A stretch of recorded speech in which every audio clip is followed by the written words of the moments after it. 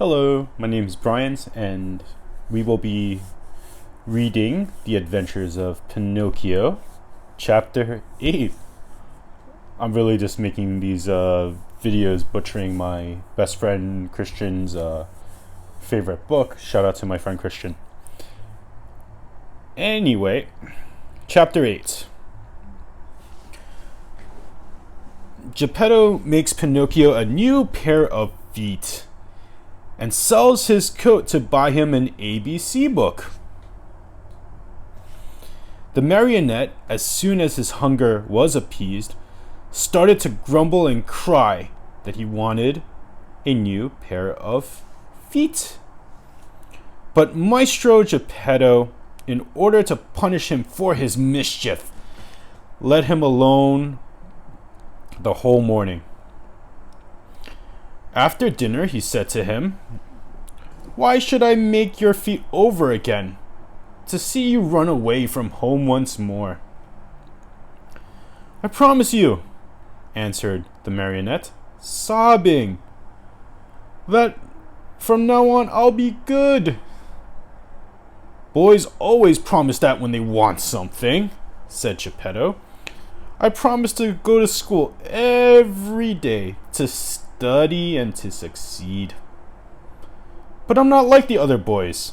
I'm better than all of them, and I always tell the truth. I promise you, Father, that I'll learn a trade, and I'll be the comfort and staff of your old age." Geppetto, though trying to look very stern, felt his eyes fill with tears and his heart softened when he saw Pinocchio so unhappy. He said no more, but taking his tools and 2 pieces of wood, he set out to work diligently. Less than an hour, the feet were finished. 2 slender, nibble little feet, strong and quick, modeled as if by an artist's hands. "Close your eyes and sleep," Geppetto said to the marionette. Pinocchio closed his eyes and pretended to be asleep, while Geppetto stuck on the 2 feet with a little bit of glue melted in an eggshell, doing his work so well that the joint could hardly be seen. As soon as the marionette felt his little new feet, he gave 1 leap from the table and started to skimp around and jump around as if he'd lost his head from very joy. "To show you how grateful I am to you, Father, I'll go to school now. But to go to school, I need a new suit of clothes." Geppetto did not have a penny in his pocket, so he made his son a little suit of flowered paper, a pair of shoes from a bark of a tree, and a tiny cap from a bit of dough.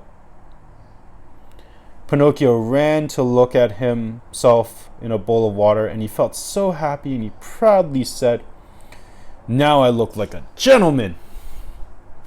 "Truly," answered Geppetto, "but remember that fine clothes do not make the man unless they be neat and clean." "Very true," answered Pinocchio, "but in order to go to school, I still need something very important." "What is it?" "An ABC book." "To be sure.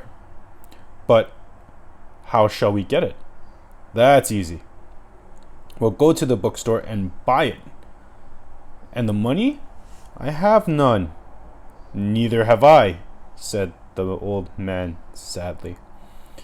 Pinocchio, although a happy boy always, became sad and downcast at these words.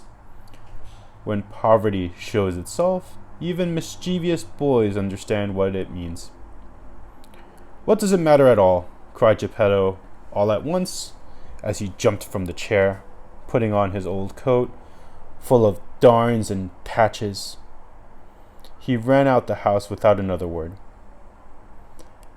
After a while he returned. In his hands he had an ABC book for his son, but the old coat was gone. The poor fellow was in his shirt and sleeve, and the day was cold. Where's your coat, father?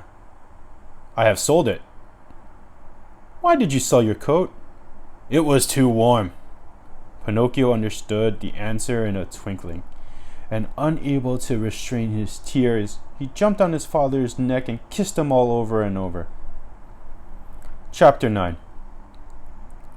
Pinocchio sells his ABC book to pay his way into the marionette theater.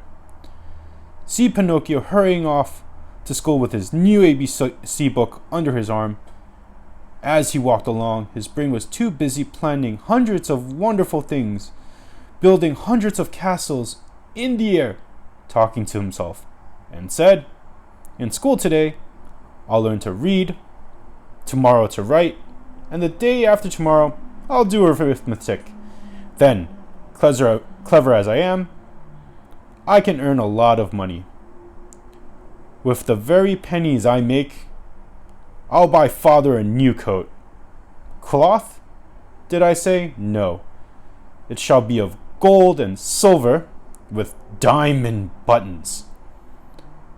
That poor man certainly deserves it. For, after all, isn't he in his shirt sleeves because he was good enough to buy a book for me? On this cold day, too.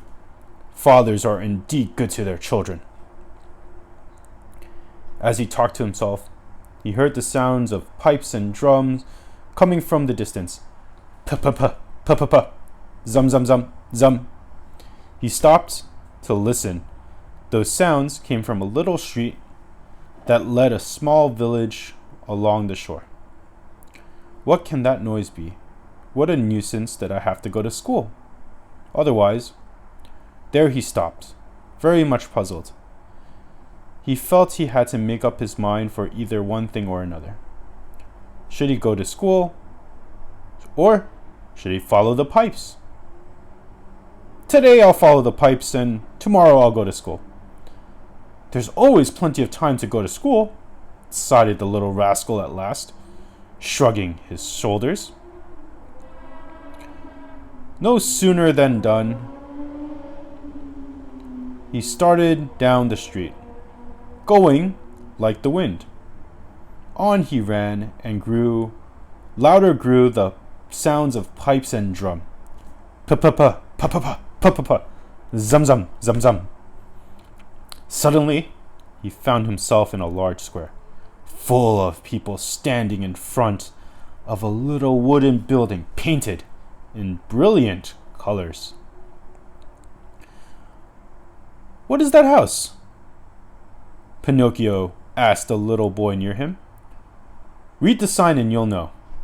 I'd like to read, but somehow I can't today. Oh, really? Then I'll read it to you. No, then that written in letters of fire, I see the words, Great Marionette Theater. When did the show start? It is starting now. And how much does one pay to get in? 4 pennies. Pinocchio, who was wild with curiosity to know what was going on inside, lost all his pride and said to the boy shamelessly, Will you give me 4 pennies until tomorrow? I'd give them to you gladly, answered the other, poking fun at him.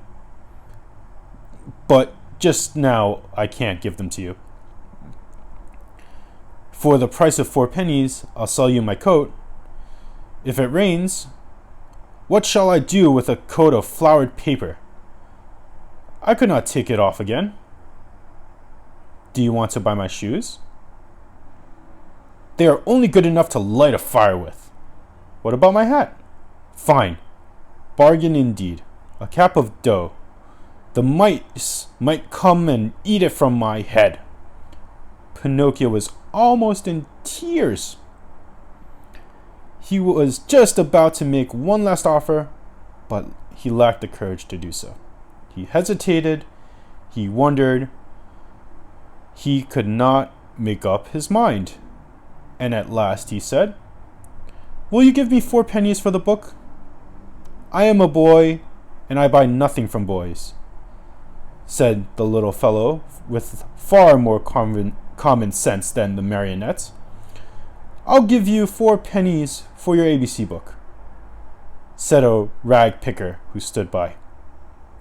Then and there, the book changed hands, and to think that poor old Geppetto sat at home in his shirt sleeves, shivering with cold, having sold his coat to buy that little book for his son.